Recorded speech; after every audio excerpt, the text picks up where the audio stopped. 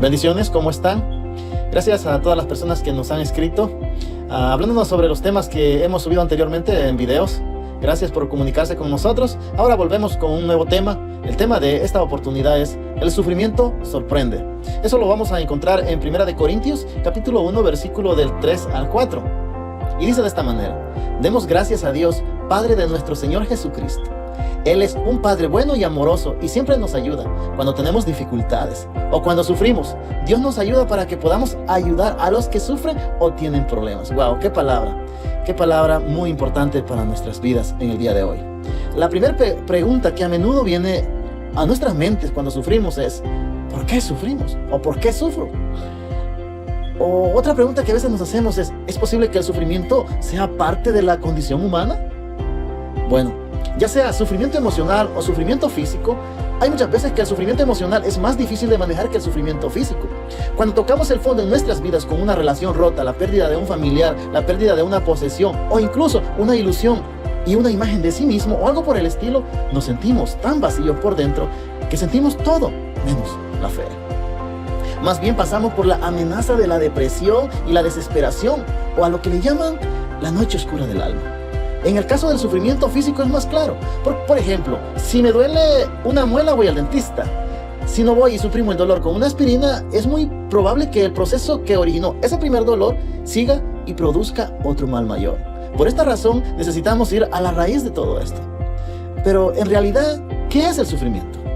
El sufrimiento es una realidad en nuestro mundo que se presenta como adversidad, angustia, calamidad, dolor, miseria, padecimiento, tribulación, etc.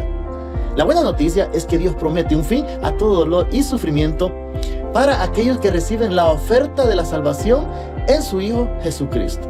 Por esta razón es necesario tomar muy en serio el dolor de la humanidad, el dolor del inocente. Dios no nos rechaza cuando le hablamos sobre cómo nos sentimos. Él sabe de antemano lo que sucede en lo más íntimo de nuestro ser, pero aún así desea que vayamos ante Él y se lo digamos con nuestros propios labios. Quiero decirle que todos luchamos con todo tipo de sufrimiento, en distintos puntos de nuestra vida y en varios niveles. ¿Quién no ha sufrido? Creo que todos hemos sufrido. Desde que nacemos empezamos a sufrir en esta vida. Por supuesto, la vida que ahora vivimos, la vivimos en este cuerpo. Seguimos siendo humanos, que padecemos dolor, enfermedades, angustia, luchas, pruebas y tentaciones. El sufrimiento siempre nos sorprende, porque es una reacción común ante el dolor. Eso es todavía más cierto cuando los cristianos sufren por ser cristianos en todas partes del mundo. Por predicar este evangelio, muchos cristianos en este momento están sufriendo dolor, están perdiendo familia, están perdiendo sus propias vidas. En esta vida tenemos diferentes tipos de sufrimiento. Por ejemplo, tenemos el ejemplo de desastres naturales, de una pandemia. De todas maneras sufrimos. Por los prejuicios raciales sufrimos. Abuso de poder trae sufrimiento al inocente. El aborto trae sufrimiento a ese niño inocente. La pobreza trae sufrimiento. Las guerras que escuchamos por todas partes del mundo traen sufrimiento. Pero es muy importante lo que los cristianos hacemos como sal de la tierra. Debemos oponernos valientemente a los poderosos que atormentan a los inocentes. ¿De qué manera? A través de su palabra, a través de la justicia que presenta esta palabra. El pecado siempre tiene consecuencia. Este es el sufrimiento a causa del pecado. Pero de esto estaremos hablando más adelante.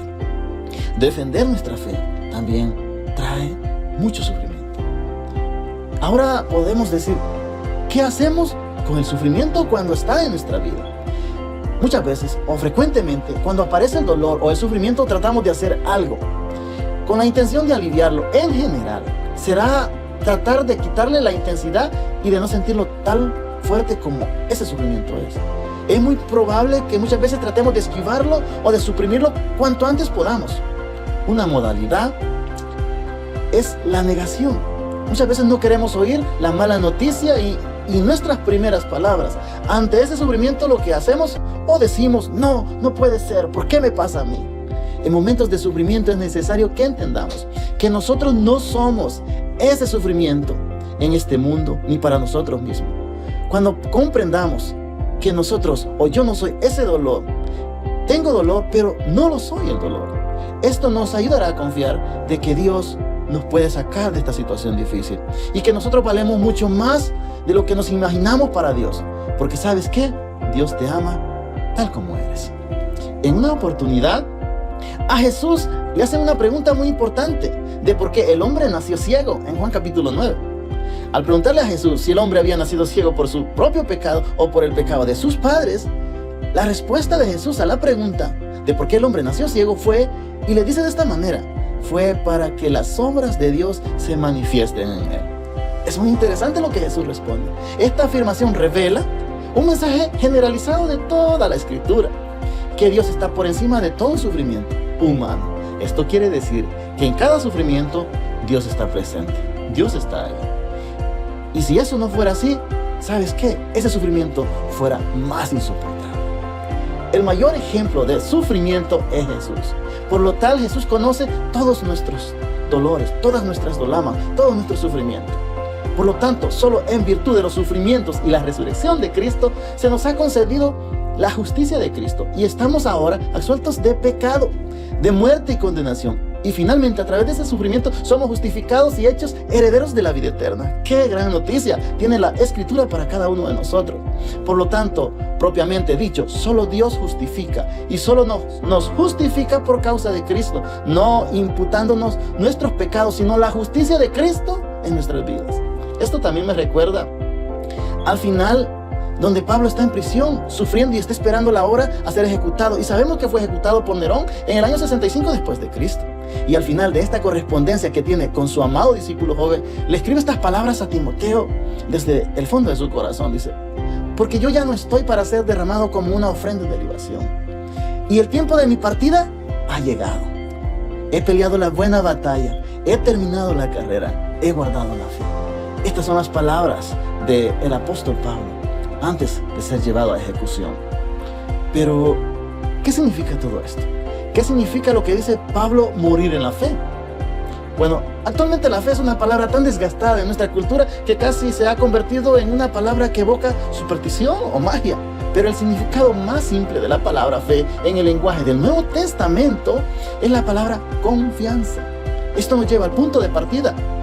Una cosa es creer en Dios y otra cosa es creerle a Dios. Una cosa es confiar en que hay un Dios y otra cosa es confiar en Dios en nuestra propia vida. Podemos ver la forma en que el apóstol Pablo pone todas estas palabras juntas. Él dice, he peleado la buena batalla. Es muy bonito escuchar estas palabras de Pablo. Pero luego de inmediato el apóstol cambia de las imágenes y el lenguaje de un concurso de pelea al de una carrera. Por lo general, los cristianos piensan en pelear como algo malo, puesto que Jesús dijo, bienaventurados los pacificadores. Por supuesto que estamos llamados a ser personas dóciles, mansas, humildes. No debemos ser personas beligerantes o belicosos, ni personas contenciosas que están dispuestos o dispuestas a pelear por nada.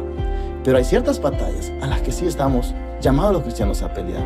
Por ejemplo, cuando sufrimos por ciertas situaciones de injusticia en la vida, podemos decir que Dios es honrado cuando luchamos con la mayor fuerza posible por hacer lo mejor para Dios. El tema recurrente en las Escrituras es el que persevera hasta el fin, este es el que experimenta redención. Y la carrera de la que hablan los apóstoles o el apóstol en este momento no es una carrera de 100 metros. Es un maratón, es el tipo de carrera que requiere de coraje extra o recorrer la milla extra para seguir hacia adelante, aun cuando sientes que ya no tienes fuerza en medio de este sufrimiento en este mundo. En momentos así necesitamos confiar en Dios y poder decir, voy a luchar cada minuto que me queda en mi vida. En mi experiencia conocí a una persona que decía estas palabras en medio de una enfermedad muy fuerte. Por cierto, era un fiel cristiano y cada vez que lo visitaba al hospital o en su casa, él decía estas palabras, voy a luchar cada minuto que me queda. Y su espíritu se volvía tan contagioso e inspirador para todas las personas que estábamos a su alrededor que disfrutábamos escuchar que él dijera estas palabras, voy a luchar cada minuto que me queda en mi vida. Ninguno de nosotros ha podido encontrar un método para evadir el sufrimiento en esta vida. Esto es algo que entendemos como adultos. Así que la pregunta no es si sufrimos los que creemos en Dios o los que no creen en Dios. La pregunta más importante aquí o que nos atormenta a todos son dos. ¿Cuándo sufrimos y cómo sufrimos? Las Escrituras hablan sobre la pregunta del cómo del sufrimiento. La Biblia no niega que estando en esta tierra dejaremos de sufrir por ser cristiano, en medio de una enfermedad o en medio de una guerra o por otra situación, sino más bien lo que a las Escrituras más le interesa en términos de la pregunta de cómo es de nuestro sufrimiento en esta tierra, es cuál será el estado de nuestras almas cuando crucemos por este valle del sufrimiento. La Biblia se preocupa de cuál es nuestra relación con Dios. Cuánta fe tenemos en el momento de nuestras batallas. Cuando leemos las Escrituras nos damos cuenta que cuyas vidas de cada personaje que están delante de nosotros en las páginas de la Biblia, por ejemplo, Abraham, Isaac, Jacob, David y muchos más, todos estos murieron en la fe, como dice el apóstol Pablo. Es decir, eran personas, hombres y mujeres, con errores y fracasos como nosotros, pero que confiaron en Dios. No por un momento ni cuando era conveniente, sino a largo plazo. Esto significa hasta el mismo punto de su muerte. En conclusión, cuando sufrimos debemos recordar que no será posible que tengamos todas las respuestas en ese momento. Pero sí, de una cosa debemos de estar seguros, que tenemos a Dios a nuestro lado y podemos confiar que Él es el soberano de todo. La pregunta más importante para concluir para toda la humanidad esta pregunta es muy importante para toda la humanidad. ¿Puede una persona en esta vida realmente estar segura de que cuando termine este sufrimiento y descanse, irá al cielo? Job lo hizo de esta manera esta pregunta. Job dijo así: si la persona muere, ¿volverá a vivir? Job capítulo 14, versículo 14. Es muy interesante lo que dice Job aquí. Esto se refiere a la seguridad de la salvación, a esta seguridad que Cristo nos ha dado a través del sacrificio en la cruz. Este es el tipo de confianza que necesitamos para decir: sí, yo estoy seguro que después de esta vida hay otra y que yo iré al cielo. Creo que la mayoría de las personas estarían de acuerdo conmigo en que Dios cumple todas sus promesas y que Dios de hecho hará lo que dice que hará. Él ha prometido vida eterna, así que si confiamos que después de este sufrimiento viene la calma, viene la paz, eso será así, porque esas son las promesas que encontramos en toda la Biblia. Ahora es nuestra responsabilidad como hijos de Dios, no solamente trabajar para aliviar los síntomas del sufrimiento, sino el aliviar las razones por tal sufrimiento. Ayudar al otro o a la otra es un arte. Todos los que ahora sufrimos estamos unidos a Cristo mediante su Espíritu y por la fe. Y tenemos comunión con Él a través de su gracia. Sus sufrimientos, su muerte, su resurrección y la gloria está en medio de todo esto que nos da satisfacción, nos da seguridad de que permaneciendo en su camino, sirviéndole a Él, Él está con nosotros siempre en todo momento difícil de nuestra vida. Mediante su amor estamos unidos unos a otros.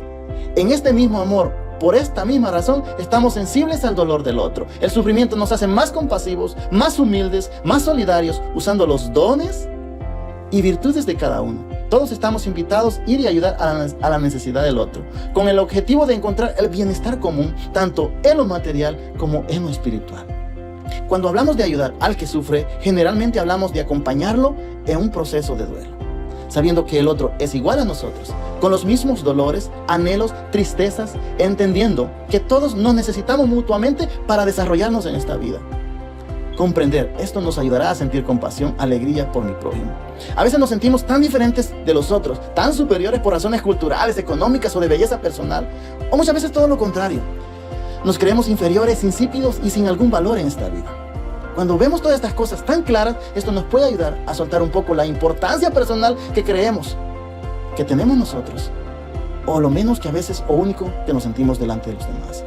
En esta situación así, de sufrimiento, Dios está con nosotros y esa es nuestra confianza. Oremos a Dios que nos dé consuelo y alivio en las aflicciones presentes en este mundo incierto. Incluso si no sabemos qué decirle a alguien que está sufriendo en este momento, si no tenemos palabras o quizás no sentimos la fuerza de acercarnos a alguien que está sufriendo, podemos tener confianza en que las promesas de Dios le darán consuelo a su necesidad, a esa persona, a través de una oración que hagamos por él.